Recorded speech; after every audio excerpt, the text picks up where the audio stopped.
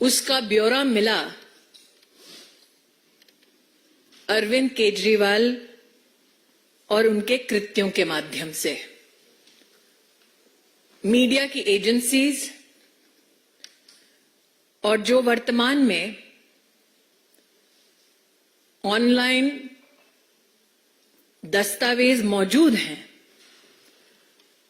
ये सभी दस्तावेज और मीडिया चैनल्स पर प्रसारित कुछ तथ्य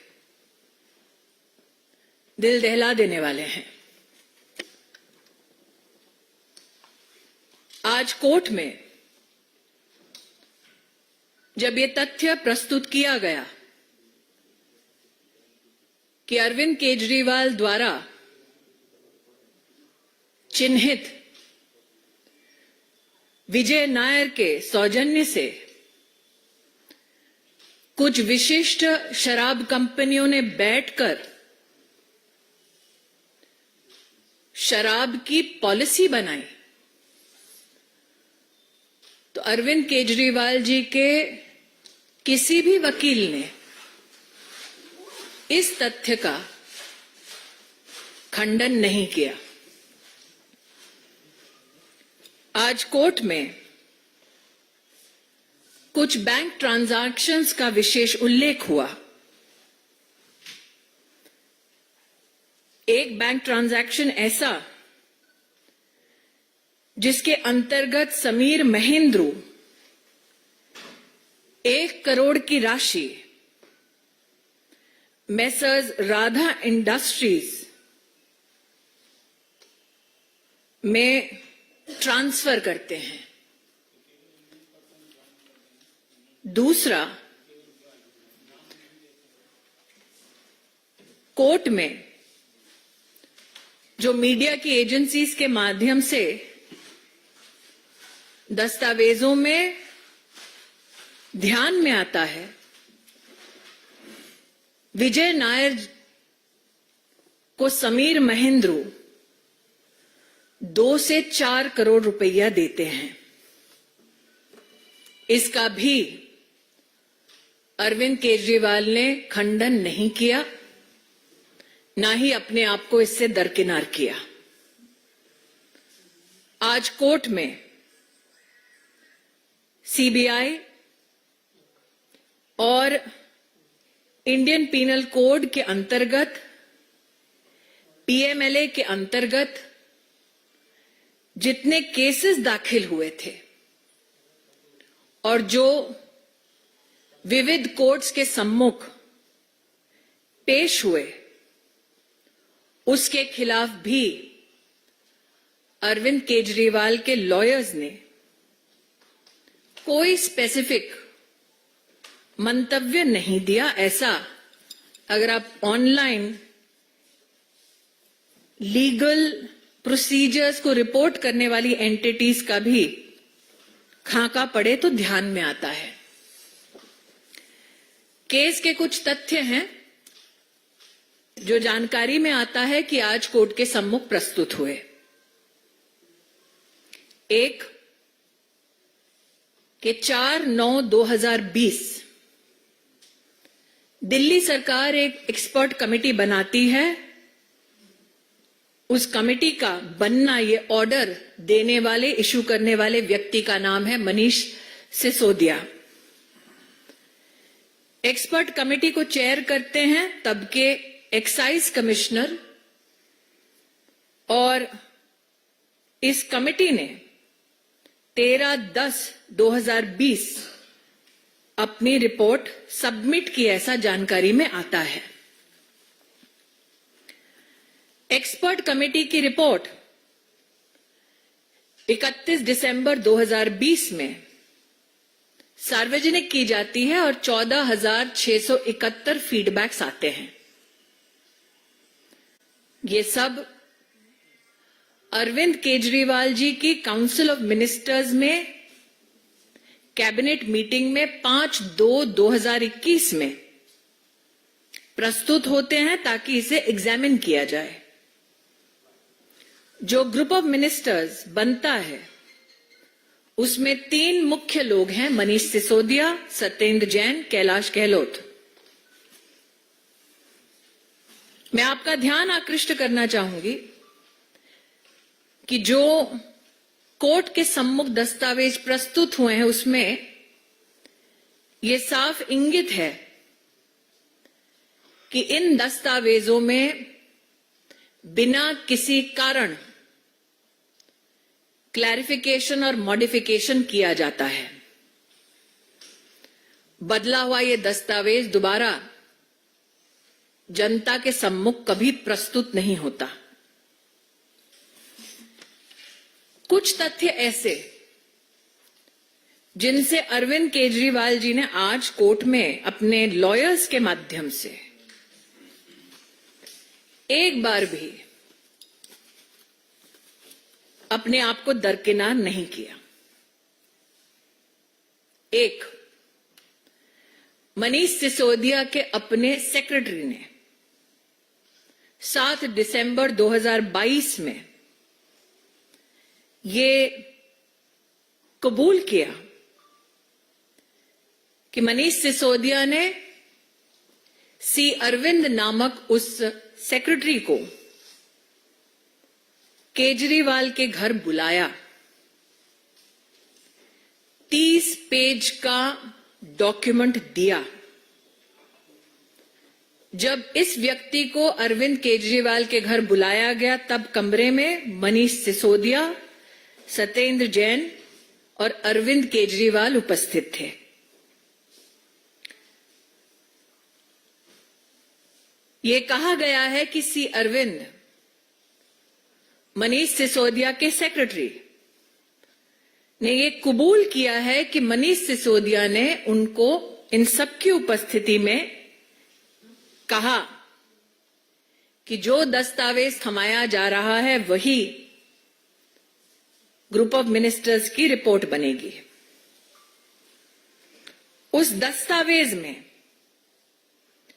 कैसे शराब की कंपनियों को लाइसेंस मिलेगा, कितना प्रॉफिट मार्जिन होगा, ये सारे तथ्य थे।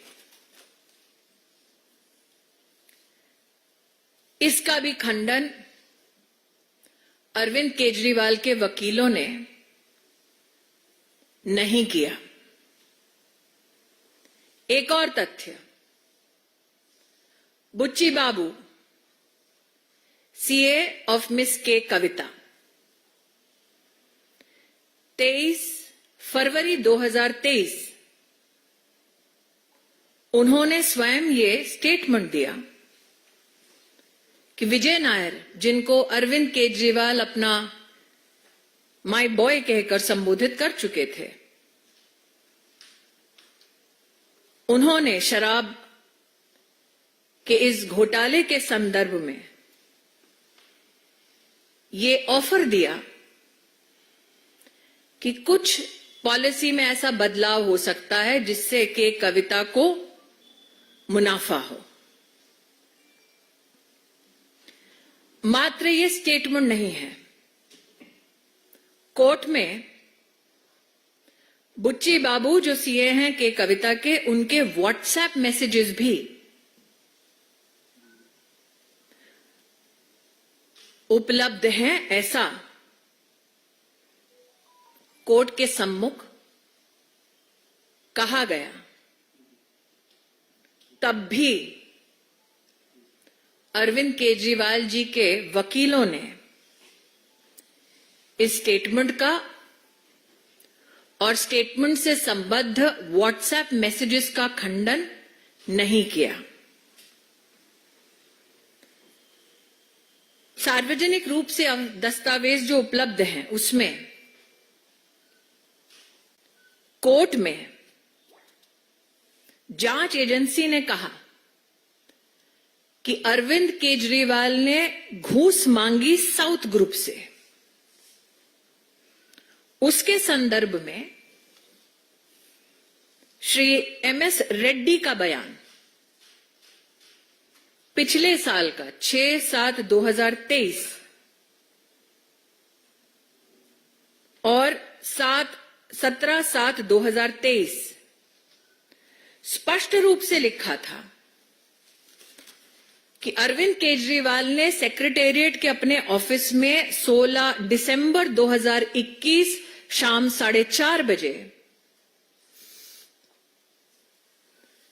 मिलने का समय दिया। मिलने का कारण जो दस्तावेजों में उपलब्ध है, अरविंद केजरीवाल का statement as per MS Reddy कि हम दिल्ली में सबको बिजनेस करने के लिए बुला रहे हैं। Kavitha, daughter of chief minister Telangana K Chandrashekar Rao ने हमें अप्रोच किया है और अरविंद केजरीवाल की पार्टी आम आदमी पार्टी को 100 करोड़ रुपए देने का विषय रखा है। तत्पश्चात एमएस रेड्डी ने कहा कि 19 मार्च 2021 को कविता उनसे मिली और कविता ने उनसे कहा कि वो 50 करोड़ का अरेंजमेंट करें। इस व्यक्ति ने अपने बेटे से कहा कि आगे की कार्रवाई कविता के साथ करें और उस बेटे ने उनसे बतलाया कि 30 करोड़ इस शराब घोटाले के लिए देना सुनिश्चित हुआ है। दस्तावेज में यह भी कहा गया कि 25 करोड़ के कविता के 2 व्यक्ति नेमली बुच्ची बाबू और अभिषेक बोनपल्ली इनको दिया गया। इसका भी खंडन आज कोर्ट में जो सार्वजनिक दस्तावेज उपलब्ध हैं उसका खंडन अरविंद केजरीवाल की लीगल टीम ने नहीं किया। दस्तावेजों की झड़ी में आज अगर आप इन दस्तावेजों को पढ़ेंगे तो जो सुबह से मैं आम आदमी पार्टी के प्रवक्ताओं का और विशेषज्ञों का वक्तव्य सुन रही हूं, they were asking where is the money?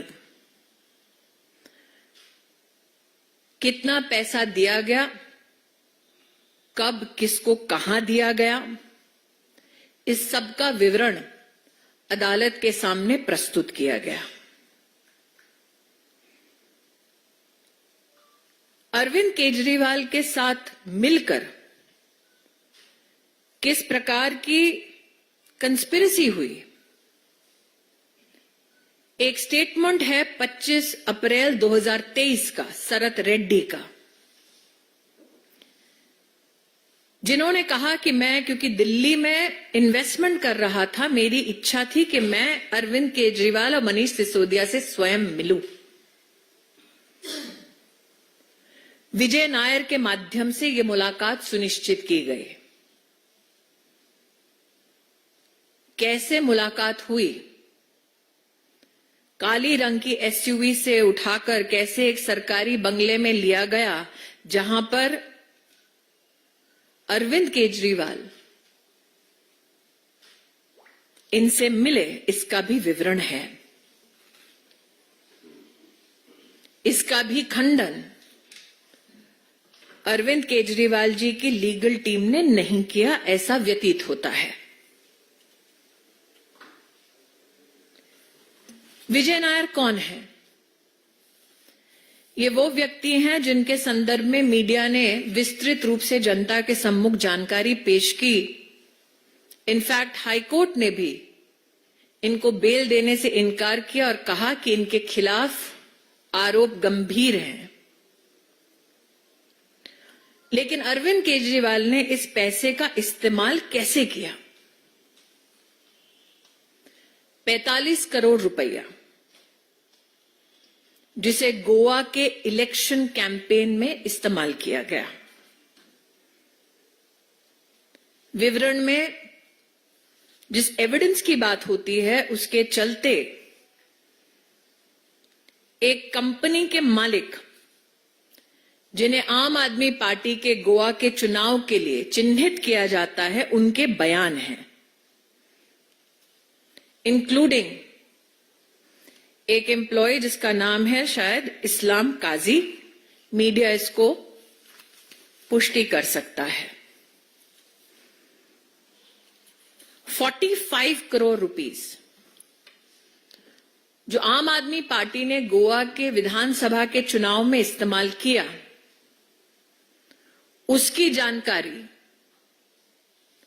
IT department के विविध छापे, हवाला मनी का ट्रांजैक्शन कैसे हुआ, इस सब की पुष्टि सीबीआई ने की और अपनी सप्लीमेंट्री चार्जशीट में इसको फाइल किया 8/7/2023।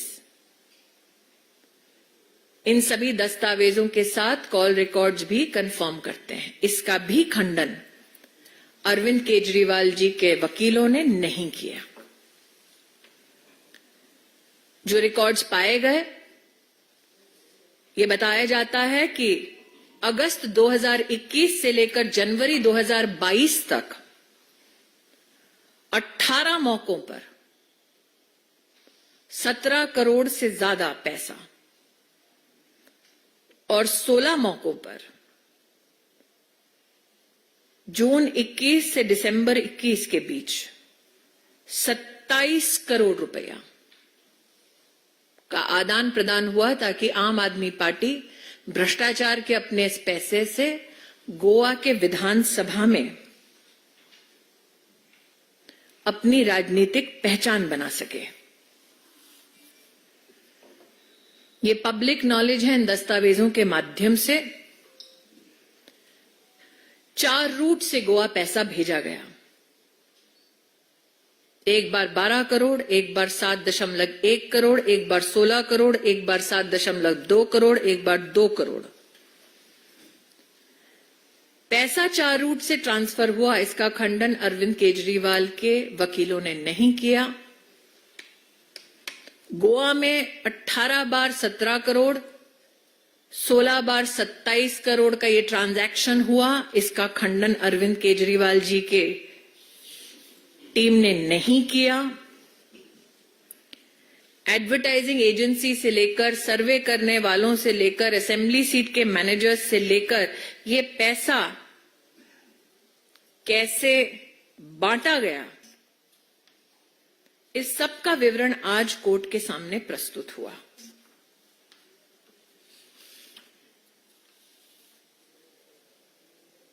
जो ये राजनीतिक ढोंग करते रहे अब तक, सुचिता को साक्षी मानने वाले अरविंद केजरीवाल, प्रश्न ये उठता है कि अगर ऐसे गंभीर आरोप उन पर लगाए गए तो एक नहीं, 2 नहीं, 3 वकील आज उनका बचाव कर रहे थे। तीनों में से एक वकील ने भी इन सभी तथ्यों पर क्यों अपनी ओर से अपने क्लाइंट अरविंद केजरीवाल को डिफेंड नहीं किया। मैं आप सबको याद दिलाना चाहती हूं कि पैसे का trail, Manish Sisodia versus CBI का केस अगर आप पढ़ें तो सुप्रीम कोर्ट जब उनको बेल मना कर रही थी तो सुप्रीम कोर्ट के ऑब्जर्वेशन में स्पष्ट लिखा था कि 338 करोड़ रुपया का भ्रष्टाचार हुआ है शराब घोटाले में। इसको कोई चुनौती नहीं दे सकता, ये सुप्रीम कोर्ट का मानना है। प्रशासनिक ढांचे के माध्यम से संविधान को कलंकित करने का अरविंद केजरीवाल का ये दुस्साहस और ये घमंड कि वो कानून से ऊपर हैं, आज उनकी रिमांड की खबर से कम राष्ट्र इस बात को लेकर कहीं ना कहीं आश्वस्त है कि भले ही भ्रष्टाचार करने वाला अरविंद केजरीवाल क्यों ना हो, कोई भी कानून से बड़ा नहीं है। Now in English, the kingpin of crime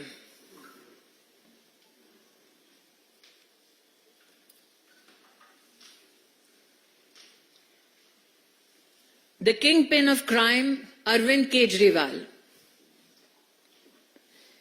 is now sought to be finally brought to justice.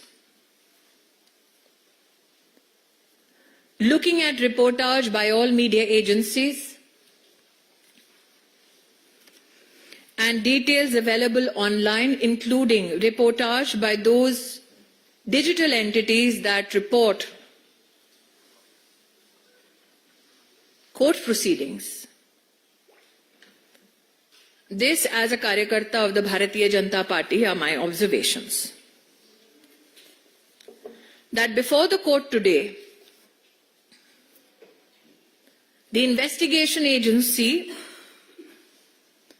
has unequivocally said that liquor companies were instrumental in framing and implementation of the excise policy, namely the Delhi excise policy for the year 21-22, famously called the liquor policy in Delhi. What is shocking yet is not only that this is an abject pronouncement of the evidence found, but it is also finding an illustration of financial transaction of various kinds.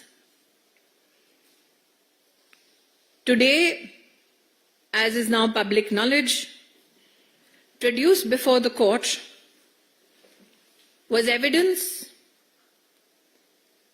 which highlights how Shri Sameer Mahendru transferred 1 crore rupees to Messrs. Radha Industries, managed by Shri Dinesh Arora, ultimately to benefit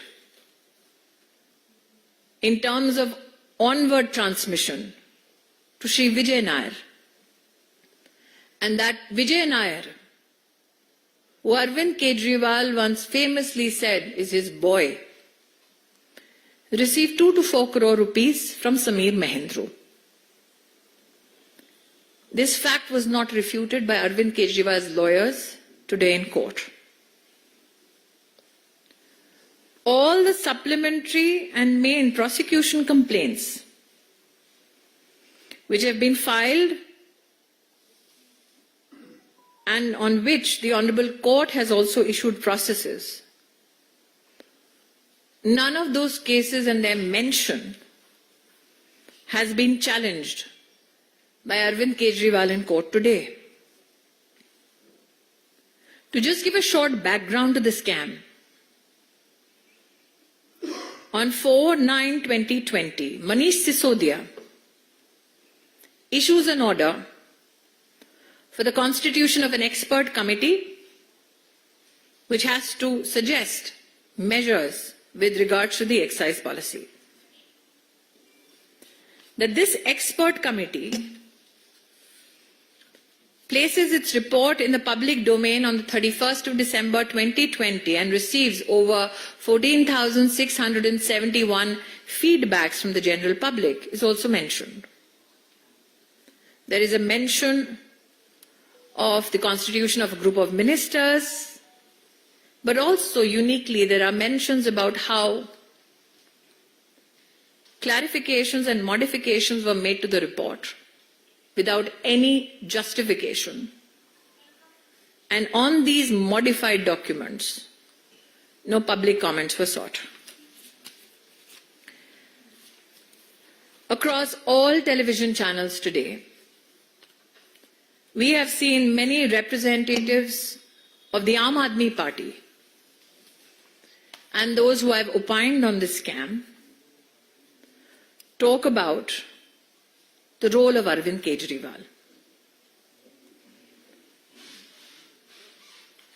His role in the policy formulation.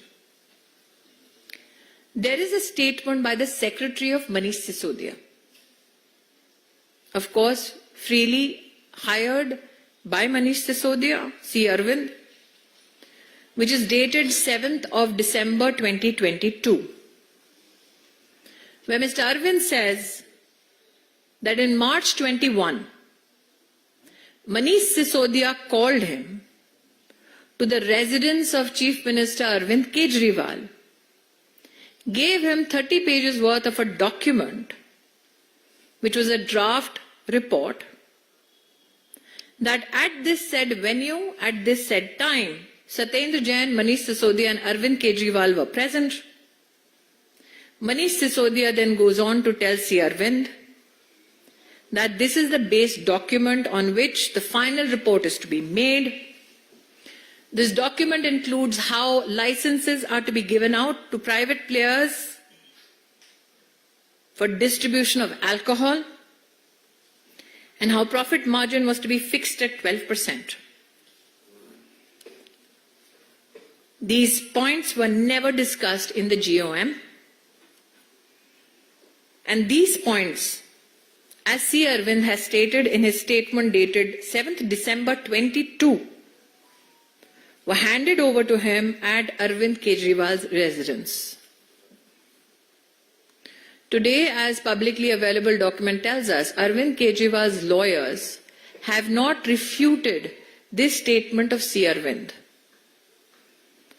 Another statement by Bachi Babu, the CA of K. Kavita, dated 23 February 2023, where he states that Vijay Nair, Arvind Kejriwal's boy, offered him provisions so that K. Kavita can be favored. Bachi Babu's statement is also corroborated by WhatsApp messages. This position as well was not refuted by Arvind Kejriwal. Another statement, MS Reddy, in a statement dated 17/7/2023, has said that Arvind Kejriwal gave him time in the Secretariat office on the 16th of March 2021 at 4:30 p.m. where Arvind Kejriwal said he welcomes people to do business in Delhi, and regarding the liquor business, the statement apparently says that K. Kavita had already approached him to do the business in Delhi, and the offer of payment was 100 crores to the Aam Aadmi Party. This gentleman claims that on 19th March, K. Kavita met him, asking him to meet her. Then on 20th March, she meets him and says that Arvind Kejriwal has spoken to her. And she asks whether he can arrange 50 crores. He claims since he is involved in MP daily activities, his son Raghav is told to further deal with K. Kavita. The son Raghav informs the father that he has agreed to pay 30 crores. मतलब सौदेबाजी की आप हद देखिए कि किसको कितना भ्रष्टाचार में डिस्काउंट मिल सकता है, उसकी भी चर्चा हुई. राघव का भी स्टेटमेंट रिकॉर्डेड 26/7/23 डेटेड 27/7/23 कंफर्म करता है कि उसने के कविता के 2 व्यक्तियों को 25 करोड़ का कैश दिया. इसका भी खंडन. This has not been refuted by Arvind Kejriwal's legal team today in court. That is what public documents tell us.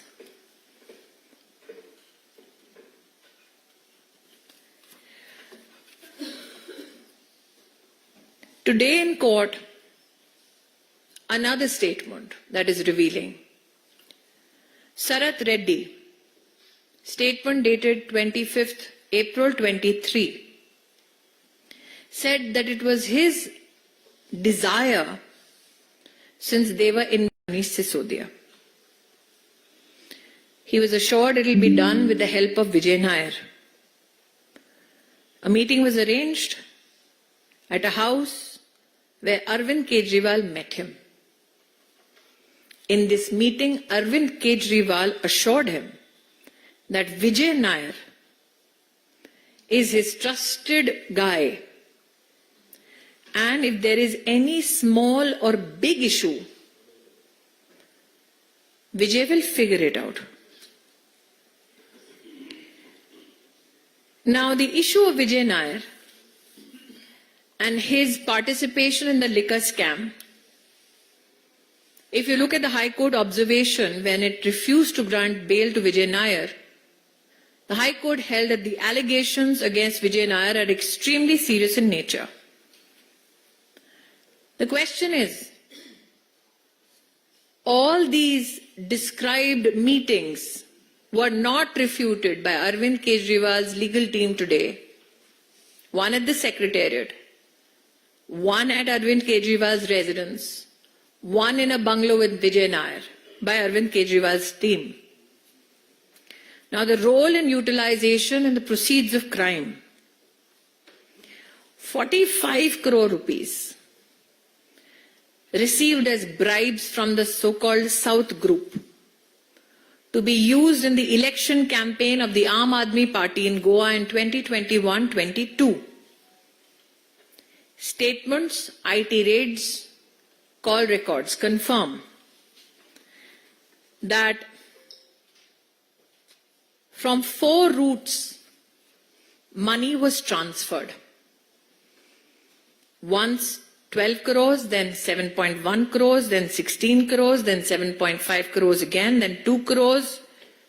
Records also apparently state that on 18 occasions between August 21 and January 22, 17 crore 38 lakhs rupees was collected, and between June 21 and December 21, on 16 occasions, a total of 27 crore rupees was collected. How was it distributed? It was distributed through ad agencies for campaign to area managers, to assembly managers and survey managers. Arvind Kejriwal came with a promise of change. Arvind Kejriwal came with a promise of transparency. What he sought to do was use the instrument of state to defraud the public exchequer. Today he stands before the law to be adjudged and prosecuted and then made to pay for his crimes. The kingpin of crime finally being brought to justice. And for those who said that nothing was found, apart from the descriptions that I have just given, which is a part of the money trails that has been described and not refuted by Arvind Kejriwal, I would like to redirect your attention to Manish Sisodia versus CBI case in the Supreme Court, when the observations of the court with regards to the liquor scam is thus that the amount of 338 crores cannot be disputed or challenged.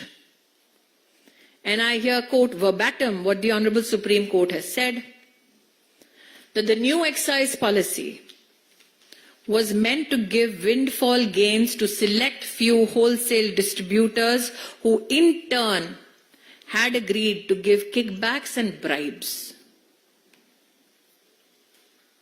This is the true face of the kingpin of crime, Arvind Kejriwal. I'll open now the floor open for questions, please. I'll request Sanjay ji, आप थोड़ा समझ में कर लें. Devendra, India TV.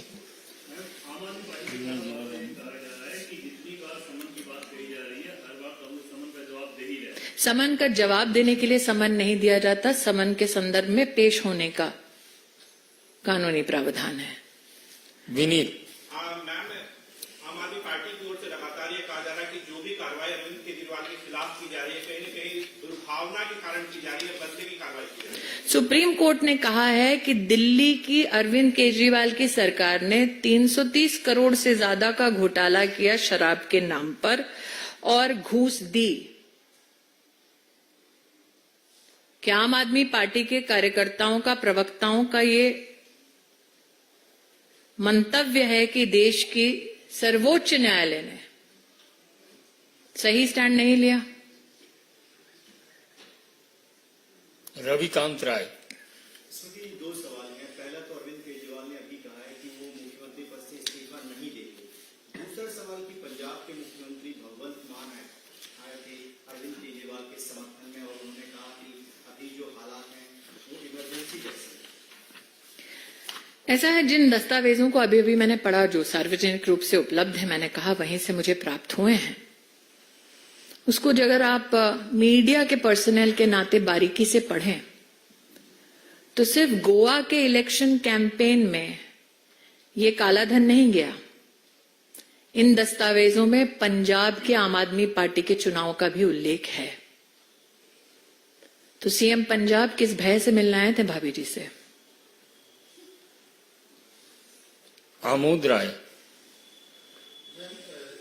पूरे प्रकरण में जो सबसे महत्वपूर्ण बात है कि पहली बार ऐसा हुआ है कि सिटिंग सीएम जेल जा रहे हैं या कस्टडी में जा रहे हैं।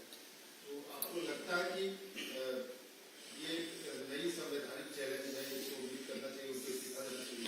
मुझे लगता है कि उनकी निजी संवैधानिक पोजीशन क्या रहेगी उस पर वही बेहतर टिप्पणी कर पाएंगे, लेकिन ये कहीं ना कहीं उन लोगों को भी आक्रोशित करता है जिन्होंने अरविंद केजरीवाल पर विश्वास किया, जिनमें से एक का नाम अन्ना हजारे है। यतीन्द्र। अभी आतिशी ने एक पीसी किया, उसने कहा कि ये शरत रहती थी। जब उनसे पूछताछ की गई तो उन्होंने कहा कि कोई उन्होंने पैसा नहीं दिया, लेकिन ऐसा है, मैंने कर लिया गया और फिर इलेक्टोरल बॉन्ड उन्होंने कर लिए तो उसे कहलवा दिया और जमानत हुई। मैं पुनः कह रही हूं कि मैंने जितनी तथ्य को अभी पढ़ा है, बैंक के ट्रांजैक्शंस हैं, इनकम टैक्स डिपार्टमेंट की रेड्स हैं, सुप्रीम कोर्ट का बयान है, सुप्रीम कोर्ट के बयान के साथ साथ कॉल रिकॉर्ड्स की डिटेल है। वो प्रेस कॉन्फ्रेंस में चाहे कुछ भी कहे, कोर्ट में क्यों नहीं कहा?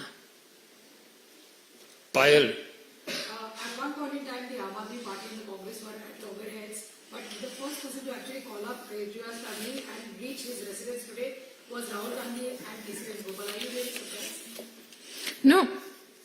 Now this speak in folk tongues is known, especially the Gandhi family. On the 2nd of July 2023, Rahul Gandhi made a mention in his Telangana rally to the liquor scam in Delhi, which is known to all agencies. So which Rahul Gandhi is correct? The one who's calling Kejriwal's family or the one who spoke in Telangana on the 2nd of July 2023? And which Congress party is correct? The one that gave a letter to the Commissioner of Police on 3/6/2022 or the ones that are trying to defend him today? Which Congress is correct? The one who in the roop of Ajay Makhanji actually accused Arvind Kejriwal of taking black money in the Goa Assembly elections to defeat the Congress party. Arun. Ma'am तो हिंदी में ही बोल दिया राहुल गांधी का जो आरोप था। राहुल गांधी कितनी विविध प्रकार की एक ही विषय पर पासा पलटते हुए टिप्पणी कर सकते हैं, उसका एक प्रमाण देना चाहूंगी। 2 जुलाई 2023 में तेलंगाना में राहुल गांधी ने उल्लेख किया कि केसीआर भी करप्ट है, शराब का भी घोटाला हुआ है और सभी एजेंसीज को पता है। तो कौन सा राहुल गांधी सच बोल रहा था, तेलंगाना वाला कि आज दिल्ली में जो फोन कर रहा है वो वाला? कांग्रेस पार्टी का कौन सा चेहरा सही चेहरा है? वो जिसने 3/6/2022 में दिल्ली में पुलिस को लिखित में शराब घोटाले के बारे में अपनी कंप्लेंट दी। क्या वो कांग्रेस सही है? आज वाली कांग्रेस सही है? कौन सी कांग्रेस का नेतृत्व आज दिल्ली में सही है? वो अजय माकन जी, जिन्होंने सार्वजनिक प्रेस करके कहा कि अरविंद केजरीवाल की पार्टी ने गोवा के चुनाव में कांग्रेस पार्टी को हराने के लिए भ्रष्टाचार का पैसा इस्तेमाल किया। कांग्रेस के वो प्रवक्ता जो कहते हैं कि शराब का घोटाला हुआ, तो सच कौन बोल रहा था? राहुल तेलंगाना में, राहुल दिल्ली में? प्रवक्ता तब या प्रवक्ता अब? अरुण।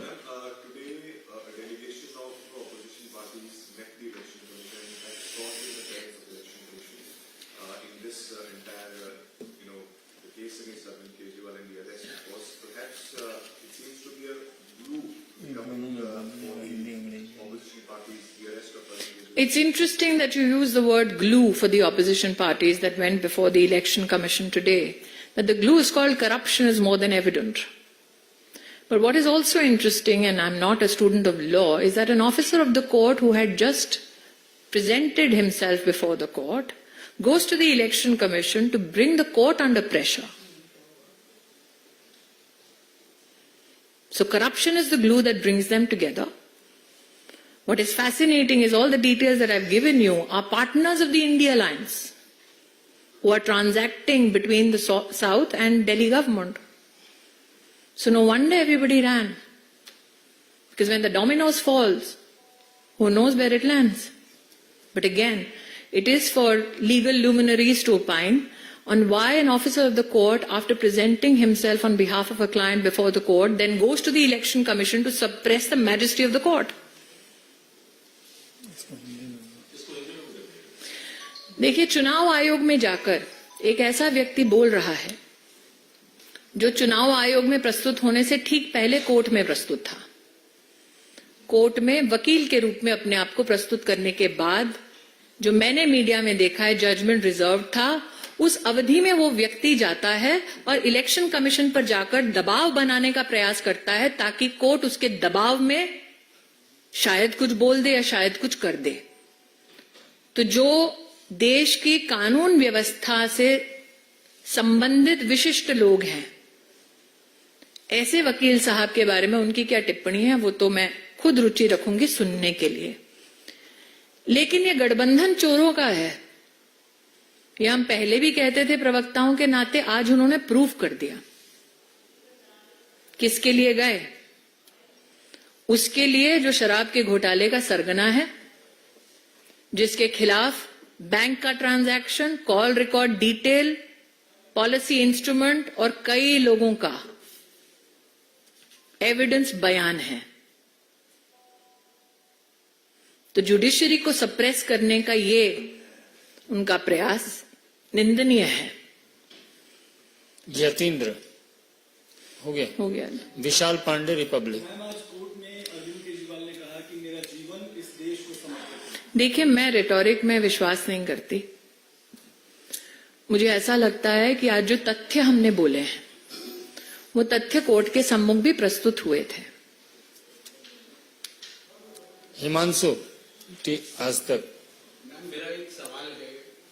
पहले सत्येंद्र जैन करप्शन के केस में रेलवे का एक मंत्री रहते हुए, Manish Sisodia railway same case में मंत्री रहते हुए, अब अरविंद केजरीवाल जी, कई और मंत्रियों के विभागों को लेकर जांच चल रही है।